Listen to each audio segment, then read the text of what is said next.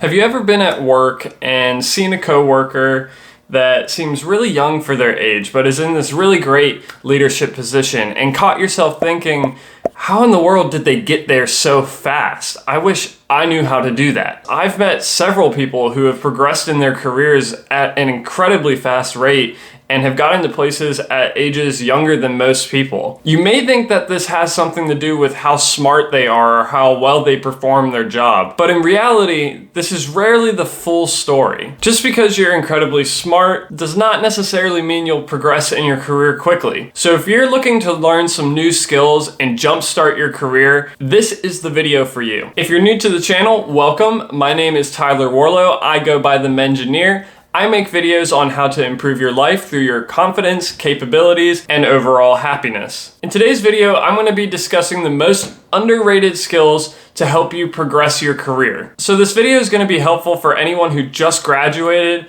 or is looking to start in a new industry and is having to break in. But with that covered, let's go ahead and jump into the video.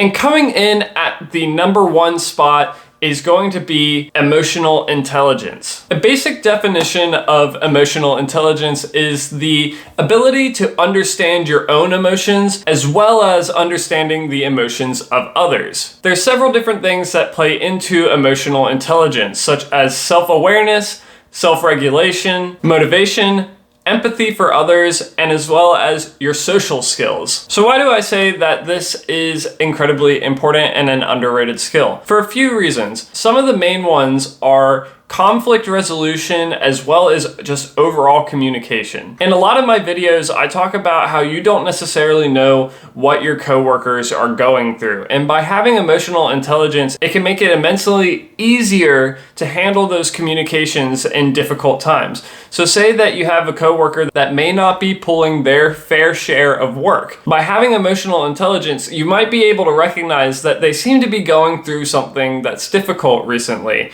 And you might be able to sit down and have a heart-to-heart with them and discuss what's really going on. And that way you can be able to discuss potential other options, whether they need to actually have some work taken off of their plate or maybe they just need to focus on a different area. But by having that emotional intelligence and communicating with that coworker, you're able to come up with a better solution to the problem rather than just chastising them. In terms of conflict management, having emotional intelligence can actually help you to see the full picture. And there's a few different things that go into this. So let's say you're on the lower level. You're not exactly in upper management. And you start recognizing that you're having some really strong feelings towards a coworker, whether that's frustration, anger, or disappointment. By having emotional intelligence and recognizing your own feelings, you might be able to take a second and step back before responding to something in anger. A lot of times we say things that we really don't mean when we're feeling strong emotions. So by having that emotional intelligence and recognizing what you're feeling, you can take a step back before you say something that you might regret. Now let's say that you're in a leadership position.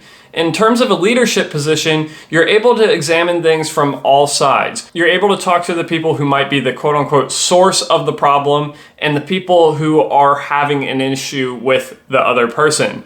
And by having that emotional intelligence, you can kind of talk things out with the different people and figure out what's the full story.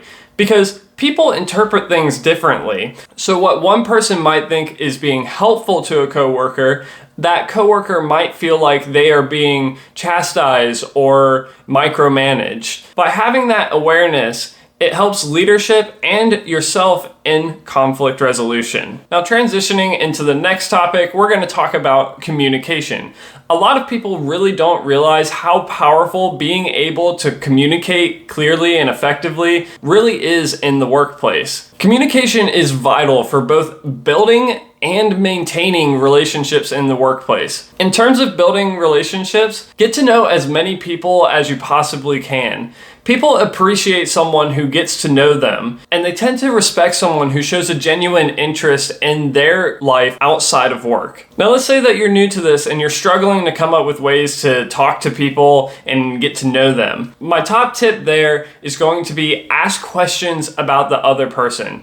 Not just small talk conversations, but anything that you can to learn more about them. A person's favorite subject to talk about is themselves. And as you ask them more and more questions, they'll start to feel like they should reciprocate, and they'll ask you questions. And that tends to help the conversation flow a little bit more. So that's just a beginner tip when you're first starting to get to know someone else. By building these relationships, it can help further your career in many ways. You can first off form mentorships, someone who has been where you want to go. And these people can help guide you and teach you based on their own experiences. Additionally, it helps you build a network of resources. So if you ever come across a problem that you're running into, you can reach out to someone who you might know who does know how to solve the problem. This can help you to work much more efficiently than if you didn't have that network of resources and you were trying to solve every single problem on your own. And finally, it gives you visibility. The more that you network and the more that you get to know people around the office, the more that people see you. And the more that you and your work are seen, the greater the likelihood of you progressing. Now, what about maintaining relationships? First off, effective communication is incredibly important in terms of conflict resolution, which I already discussed in terms of the emotional intelligence. By being able to clearly communicate how you interpreted a situation or how you are feeling about a situation, you're keeping things simple and avoiding people getting confused and misinterpreting stuff. Additionally, communication can just help you maintain the relationships that you've already built. By reaching out to people and showing that genuine interest, it shows that you truly care about what they might be going through. And when people know that you truly care, they tend to develop a respect for you.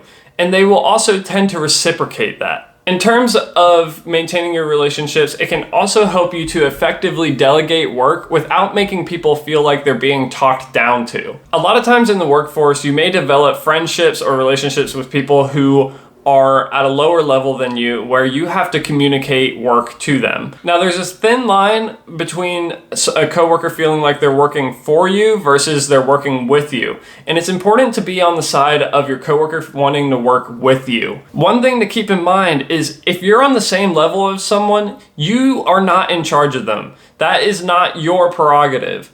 So always be sure that when you're communicating, maybe ask for help rather than just handing off a project. And finally, by having effective communication, you can effectively teach other people. So earlier I mentioned mentorship, and by being that mentor yourself, it helps you to establish your own knowledge as well as help grow the knowledge base of other people. By helping to teach others, you'll develop a newfound respect for those who came before you, and those who are learning from you will know that you are dependable and knowledgeable on whatever you're teaching them. Speaking of communication, I want to hear from you guys.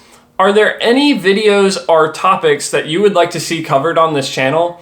If so, please leave a comment down below. I like to take a look at them and it helps give me some new ideas. Please let me know down in the comments below. I try to respond to every single one of them. The next thing I'm going to talk about is make sure that you are an efficient worker. Don't get me wrong. You could be the smartest person in the room, or you could be the hardest working person in the room. But if you're not efficient with your work, it's going to limit the amount of progression that you can do overall with your company.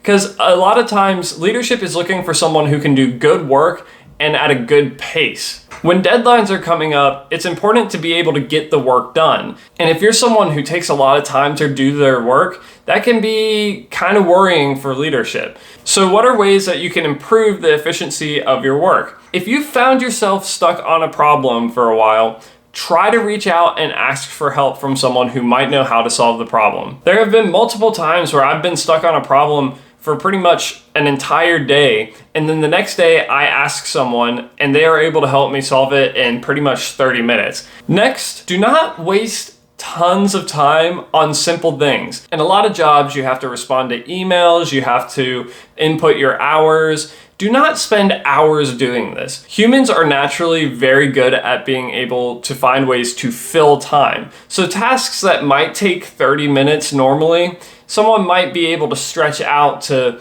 an hour and a half, 2 hours if they feel like they can get away with it. Don't do this. Do not fall into this trap. Because if you do that, leadership does notice. They notice when you are taking a long time on things that really shouldn't take that long. Leadership has a tendency to recognize two types of people. That tends to be people who go the extra mile and people who are able to get things done. A lot of times, those two things go hand in hand, but they don't always. By improving your efficiency, you'll help yourself to fall into that second camp. So let's be efficient. If you found this video to be helpful or informative at all, please leave a like and subscribe on the video. It helps to spread information on the channel to other people who might otherwise not know it. Thank you in advance, and let's keep going with the video. The next thing that I'm going to talk about is your organization. Some of the smartest people that I know are also some of the most disorganized.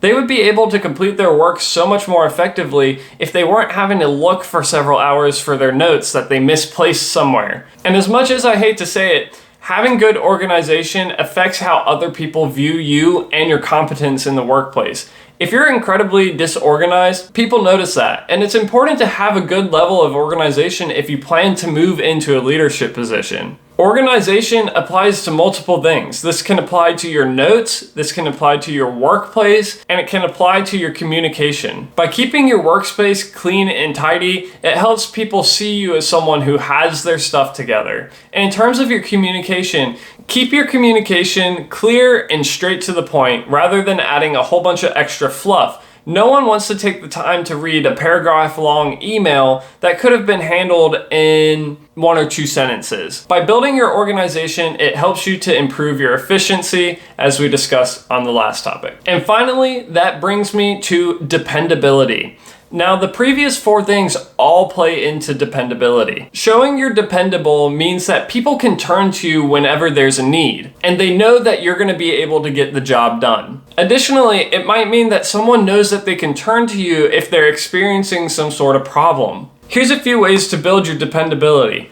First off, always lead by example. Never ask someone to do something that you yourself wouldn't do. You are the last line of defense. There's no reason that you should ever ask someone to do something and pass the buck because you don't want to do it. If it's going to help get the work done faster, sure, that's called delegating. But that's different than, I really don't want to do this task, I'm going to put it on someone else. By making sure that you lead by example, you inspire others to work alongside you. It helps to build a culture of hard work and trustworthiness, where people feel like they can trust each other and depend on each other, so work gets done much more effectively and quickly. And like I said, the previous 4 points all play into this. By having strong emotional intelligence, communication, organization, and efficiency, you establish yourself as a dependable person. But let me give this piece of advice. Be careful that you establish your boundaries and that you stick to them. Unfortunately, dependability is a rare thing to find in the workforce nowadays. And unfortunately, because of that, if someone shows that they are a dependable person, they will likely be taken advantage of. I've seen multiple people show that they're really good and dependable workers and then essentially get forced to work 60-hour weeks on the regular basis because they're the only person that the company can turn to. So make sure that you establish some personal boundaries in terms of what you are and are not willing to do, and make sure that you stick to them.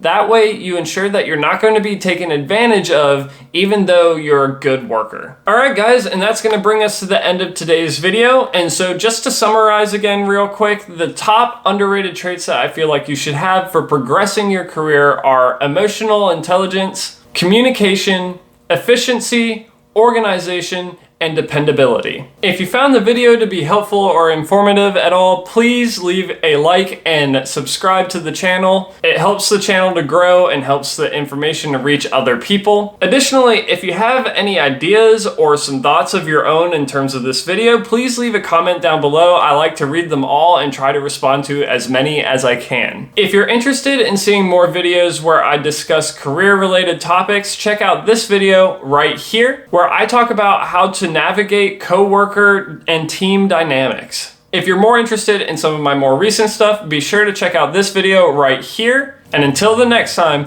this is the Mengineer signing off.